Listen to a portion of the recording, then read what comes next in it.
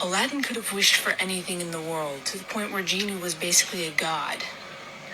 But instead of wishing that Jasmine could marry whoever she wanted and didn't have to marry a prince, he instead wished to be a prince.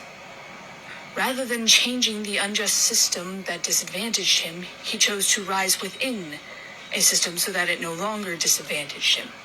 Aladdin as capitalist propaganda. Discuss. That is the stupidest thing I've ever fucking heard. Caption says, alternatively, Aladdin is a moron. What? This is how I know you think like a woman and not like a man. It is difficult to find a good partner, but it's not difficult to find a good partner for women. It's difficult to find a good partner, period. It is not difficult to find a good partner as a woman compared to as a man, compared to a poor man. Think about that for a second. There's no sinister capitalist shadow council that is telling people they need to care about money. Sure, you can argue about like the media and all that stuff, but it's still down to the individual. This is how we have people like this on TikTok who are like, capitalism is bad. Blah, blah, blah. If you are a princess, there's a certain lifestyle that you are used to. Things stop you from meeting beggars, hobos, and poor people. For example, I have a very wealthy Chinese friend who I had like an hour-long conversation with, where I tried to convince her that she was super rich. She thought she was normal. We got into a conversation where she was like, yeah, I'm really thankful to my mom because she was like, you don't have to marry a rich man, just someone at our level. When I heard something like that, fucking alarm bells rang.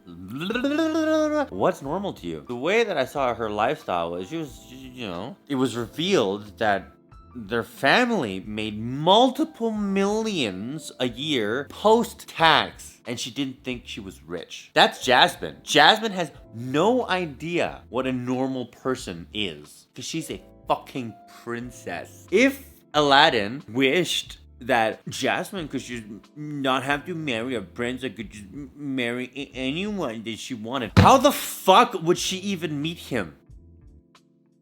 In what world would Jasmine have been given a chance to see what kind of person he was? To get to know him, to be given that opportunity, to get to love him. It might be some traumatic thing for us boys or men to be like, in order to woo a princess, to woo a girl that is like a princess, a beautiful and out of our league woman, you have to be rich and have a fucking magic carpet. But at the end of the day, isn't that some fucking capitalist bullshit? Because Jasmine didn't fall in love because of his fucking money, because he was a prince. She found out he wasn't a prince. She found out that he was a beggar. The fucking movie taught us that it doesn't matter what you have. I mean, it does teach you kind of a wrong thing, like, you know, lying to a woman until she falls in love with you and then telling her, you know, what you're actually like. That's probably what you should have focused on if you were a social justice warrior. The fucking movie taught you to just fucking pose and pretend to be rich until the girl falls in love with you, and at that point, because you can't